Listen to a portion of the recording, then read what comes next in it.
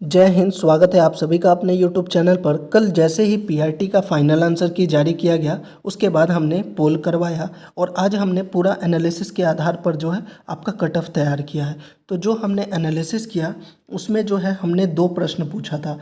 पहला जो ये पूछा था कि बीपीएससी टीआरई 3 पीआरटी का जो फाइनल आंसर किया आया उसके बाद आपके अंक बढ़ रहे हैं या कम हो रहे हैं। तो देखिए इसमें जो 15% अभ्यर्थियों ने कहा कि उनके अंक बढ़ रहे हैं, जबकि 85% अभ्यर्थियों ने कहा कि उनके अंक कम हो रहे हैं, यानी अधिकतम अभ्यर्थियों के जो मार्क्स थे वो कम हो रहे हैं। इसके बाद हमने प्रश्न पूछा था कि BPSC TRE 3 primary final answer की आने के बाद आपके कितने अंक कम हो रहे हैं। 1 अंक, 2 अंक, 3 अंक, 4 अंक, 5 अंक। तो देखिए यहाँ पर जो है 3 अंक जो है वो 33% अभ्यर्थियों के, 4 अंक जो है वो 18% अभ्यर्थियों के, 5 अंक जो है 12%, यानी 33 और 18 51, 51 और 12 63%। 63% अभ्यर्थी ऐसे हैं जिनके अंक जो है 3 या उससे ज़्यादा जो है कम हो रहे हैं, यानी अधिकतम अभ्यर्थियों के जो हैं 3 से ज़्यादा अंक कम हुए हैं। यहाँ से ये निकल कर आ गया। इसके अलावा जो है हमने जो एनालिसिस किया है उसको आपको बता देते हैं। कुल पद जो है 28,076 है। सामान्य वर्ग का जो है, सामान्य का जो है वो 21,000 है। उर्दू के लिए जो है वो 7,000 है। इसके अलावा जो आवेदन हुआ है वह 1,60,000 और आरटीआई के माध्यम से जो जानकारी निकल कर सामने आई कि 91,000 जो आवेदन था वह सामान्य वर्ग का था, जबकि 59,000 जो आवेदन था वह आरक्षित वर्ग यानी यूआर कैटेगरी में सबसे ज़्यादा आवेदन किया गया, क्योंकि अदर स्टेट के जो भी अभ्यर्थी हैं वह यूआर कैटेगरी में ही अप्लाई करते हैं। और साथ ही एक और भी जानकारी निकल कर आई आरटीआई में कि जो उपस्थिति है वह 73% यानी 1,16,188 अभ्यर्थी जो है एग्ज़ाम में अपीयर हुए हैं।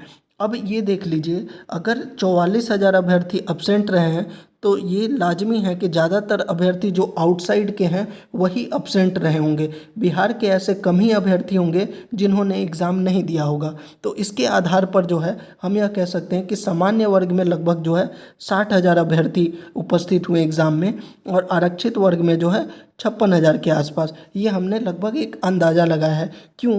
क्योंकि आरक्षित वर्ग के जो अभ्यर्थी हैं ये बिहार के ही रहने वाले हैं। तो जो बिहार के अभ्यर्थी हैं वो कहीं ना कहीं एग्ज़ाम में 100% उपस्थिति होंगे। 2 से 3% अभ्यर्थी एब्सेंट हुए होंगे, लेकिन जो एब्सेंट हुए हैं आउटसाइड के ही ज़्यादातर होंगे। तो सामान्य वर्ग में अगर देखें तो 60,000 और आरक्षित वर्ग में अगर देखें तो 56,000। अब हमारे पास जो है टोटल जो हो गया 1,16,000 अभ्यर्थी। इसमें से जो है 13,000 अभ्यर्थी ऐसे हैं जिन्होंने उर्दू के लिए अप्लाई किया था। तो यानी कि हमारे पास कितने अभ्यर्थी बच गए? 1,03,000 अभ्यर्थी। अब अगर आप टीआरई 1 देख लीजिए या टीआरई 2 देखिए या जो भी एग्ज़ाम आप देखते हैं उसमें कम से कम 30 से 35% अभ्यर्थी ऐसे होते हैं जो मिनिमम क्वालिफ़िकेशन को भी पास नहीं कर पाते हैं। तो उसके आधार पर अगर हम 30% अभ्यर्थियों को आउट कर दें जो मिनिमम क्वालिफ़िकेशन में आउट हो जाएंगे तो लगभग 30,300 अभ्यर्थी यहाँ से आउट हो जाएंगे।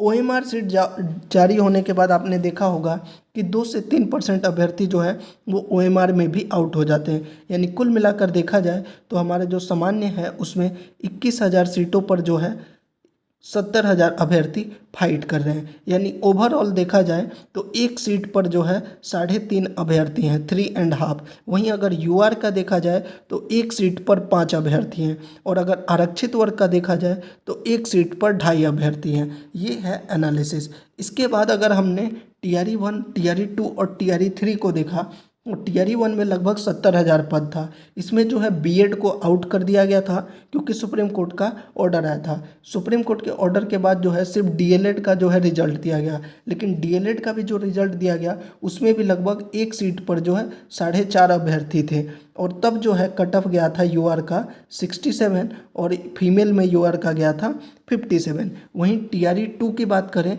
तो इसमें लगभग 1,000 सिर्फ जनरल की सीटें थी और इसमें जो है कट ऑफ जो आपका गया था वह 89 गया था। बाकी सभी का जो है एनए क्योंकि उनकी सीटें जो है उपलब्ध ही नहीं थी। तो यहाँ से हमें ये डाटा निकल के आ गया कि टीआरई 3 में जो ओवरऑल एक सीट पर 3.5 लोग फाइट कर रहे हैं, एक सीट पर 5 जो है जनरल में है और एक सीट पर 2.5 अभ्यर्थी जो है वह आरक्षित वर्ग में है। इन सभी चीज़ों को और जो मार्क्स कम हुए हैं इन सभी चीज़ों को एनालिसिस करने के बाद हमने ये कट ऑफ बनाया है। तो देखिए कट ऑफ जो है हमारे हिसाब से जनरल का जो है 75 के अराउंड रह सकता है। जनरल यूआर का 75 ±2 आप कर सकते हैं। वहीं फीमेल की अगर बात करें तो फीमेल का ±2 68 पे आप उम्मीद कर सकते हैं। ईडब्ल्यूएस की अगर बात करें तो ईडब्ल्यूएस में मेल कैटेगरी का 67 ±2 आप रख सकते हैं। वहीं अगर फीमेल कैटेगरी की बात करें तो फीमेल में 63 आप ईडब्ल्यूएस में ±2 रख सकते हैं। वहीं अगर ईबीसी कैटेगरी की बात करें तो 63 मार्क्स रह सकता है, ±2 आप यहाँ पर भी कर सकते हैं। वहीं ईबीसी में अगर फीमेल कैटेगरी की बात करें तो 55 ±2 आप यहाँ पर रख सकते हैं। वहीं बीसी कैटेगरी की बात करें तो बीसी का जो कट ऑफ है मेल कैटेगरी के लिए वो 69 और ±2 यहाँ पर आप रख सकते हैं। वहीं बीसी में अगर फीमेल कैटेगरी की बात करें तो यहाँ भी ±2 57 रख सकते हैं। एससी कैटेगरी में अगर मेल कैटेगरी की बात करें तो 55 अंक पे आपके बहुत अच्छे चांसेस बन रहे हैं, यहाँ भी आप ±2 रख सकते हैं। वहीं एससी में अगर फीमेल की बात करें तो 47 अंक के आसपास जो है उम्मीद कर सकते हैं। वहीं अगर एसटी कैटेगरी की बात करें तो मेल में जो है 52 ±2 आप उम्मीद कर सकते हैं।